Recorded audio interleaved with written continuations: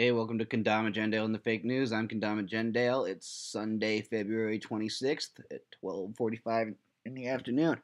Um, I've been trying to. Facebook has been throttling my advertising because I've been sharing this to my feed too much. So I've been trying to cut down kind of on the amount that I've been advertising and just sort of keep the show for the loyal viewers. And we'll do special episodes and stuff, and then we'll plug those on Facebook real hard, that sort of thing. But for now, we're just gonna sort of cool it on the marketing and see what happens. Okay. McCain cuts off questions about Saudi. We talked a little bit about John McCain yesterday, saying that there'd been some investigation into his sort of foundation type of situation. This is an old article. This is from April 4th, 2016, and this is um, it's kind of amazing. He goes, "Look at what the Clinton Institute has raised in the form of money. I mean, come on, there's no connection there. Not connected to the Clinton Foundation at all. There's no. There's a really good video. It's worth watching. This is a local Arizona affiliate. McCain is also accused of accepting improper donations from the Rothschilds. This happened back in 2008. I mean, John McCain is a career politician, and he's very much in the Clintonite circles. Um, and so this shouldn't come as a surprise to anyone. It's just sort of giving you an idea of where he's coming from and what sort of um, how he does stuff. He also accepting fees from Freddie Mac and yada yada yada yada. I mean, he's a career politician. He is what you know. Top Democratic senator on Russia investigation. This may very well be the most important thing I do in my life, in my public life. Um, Gotta stop setting him up for this because the obvious response is, well, obviously your public life isn't going to be very important then. Okay, nice work, Mark Warner. All right, moving on. This is Sam Altman. He traveled to interview Trump supporters. I think a big part of this is Sam Altman just sucking up to Trump because he was publicly against Trump, and but he is actually a little reasonable. I mean, I don't necessarily like Y Combinator. I don't like Sam Altman very much, but the big thing was Y Combinator's this angel investor who invests in Silicon Valley. They do startup. They're a startup incubator, and he works with Peter Thiel, who's also the CEO of Palantir, who has expressly supported Trump. Peter Thiel is an interesting character and appears to all. I mean, he runs Palantir and stuff, and Palantir creates the software that organizes rat lines for Hillary and stuff. So I'm not sure what Thiel's deal is. He may be a good guy working within the system, or he may just be a bad guy, and he may be supporting Trump because he realizes that horse is gonna. He did have a lot of anti-establishment rhetoric.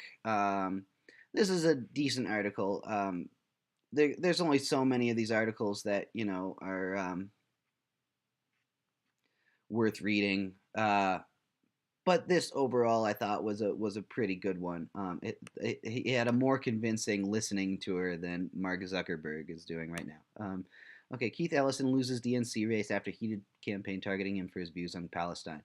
Um, so I mean, Keith Ellison was a George Soros funded progressive. He's not a real progressive. He's from Minnesota. I'm from Minnesota. I mean, but like, and then Tom Perez basically came in and was supported by the Hillary Clinton campaign, was supported by Obama. They came in and they just worked super, super hard to make this work. And this is kind of just like one more screw you to the Bernie supporters. I mean, it's like the Democrats lost so badly in this election, and it's like rather than reconcile with the fact that they're a bunch of losers, all they're really doing is making themselves feel like winners by beating the Bernie camp again. And it's like the Bernie camp will leave and they'll join Donald Trump. Like that's fine. That's okay. There's perfect justifications for that too. Like if you're a Bernie supporter, it's like you might be against the TPP. Donald Trump's against the TPP. You might be against Boeing. Donald Trump's against Boeing. You might be against the CIA. Donald Trump's against the CIA. Like there's a lot of perfectly good reasons to vote for Donald Trump. And like as we get farther and farther from the election, and as Donald Trump, he's done a good job, I think, of being fairly civil. I think the stuff that that made it unacceptable for people to vote for him. it's just become less and less of an issue. Here's WikiLeaks published this. I mean, they didn't publish it. They just tweeted a link to the search for Tom Perez. They do this a lot of times when people are in the news. I think this is a good thing to do. Honestly, it's like a great way to get background. Like I didn't really know who Tom Perez was, and I was able to go through these emails and go, okay, he's basically a Clintonite supporter who endorsed Clinton really early on and sent a lot of congratulatory emails and hey, I want to talk about this thing on TV. Do you have any tips? Like stuff like that. Um, so yeah, I mean, using the Podesta emails as a way of getting background information is really, really, really useful. And people who don't read the emails, I don't know how it's the most valuable resource. It's the best insight into our modern political world that you could possibly get.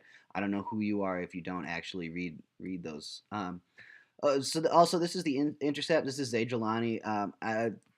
I really like the Intercept. I have some issues with it. But in general, I think they're probably one of the best journalistic organizations working. Okay. Now for deportation. So we've got another one from Cora Courier. I think this is the best thing on deportation or on Trump's new immigration policies that I've seen.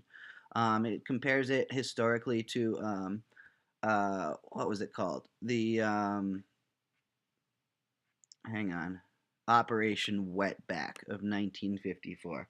Um, and it kind of talks about the U.S. wanted to have a mass display of force. They wanted to have very public deportations, and so they kind of didn't do as many deportations as they said that they were going to do. But what they did was they reported on it very, very publicly.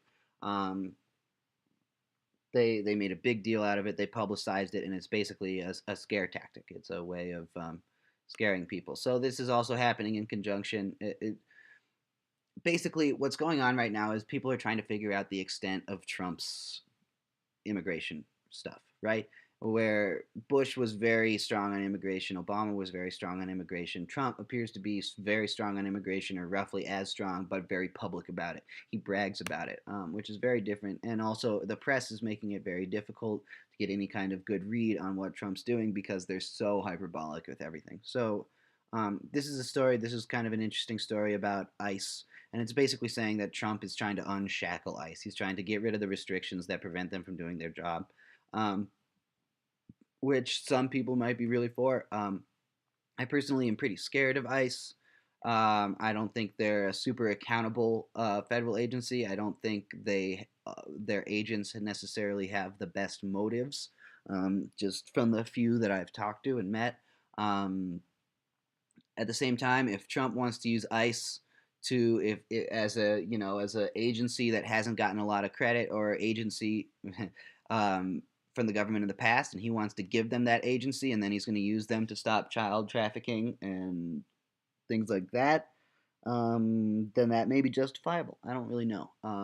So my jury's kind of out for me on ICE in general. I think the whole deportation thing is pretty scary and pretty dumb, but I can kind of understand the perspective. I don't know. I just wanted to. So this is regarding this Tom Perez thing, right? Trump says congratulations to Tom Perez, who has just been named chairman of the DNC. I could not be happier for him or for the Republican Party because he knows he's going to get all of the Sanders voters. He goes, the race for DNC chairman was, of course, totally rigged. Bernie's guy, like Bernie himself, never had a chance. Clinton demanded Perez. And he's not wrong about this, but I also just wanted to highlight his rhetorical strategy here, where people were always saying Donald Trump thinks that any race that he loses is rigged. And so what he's doing is he's taking shots at the Democrats and saying, haha, you screwed up and you launched another establishment candidate and didn't listen to Bernie. And also he's saying he's glad with the result and he's still calling it rigged, which kind of undermines some of the criticisms about him. And when he goes after the Democrats for election fraud, this is going to rhetorically, it positions himself well. Um, so yeah, Democrats do better. We need an opposition party in this country. We need somebody to keep Donald Trump in check. NSA episode soon. We're going to compare NSA and Donald Trump. I think it's going to be a really good episode. I don't think anyone's talking about it. All right. Thanks, guys.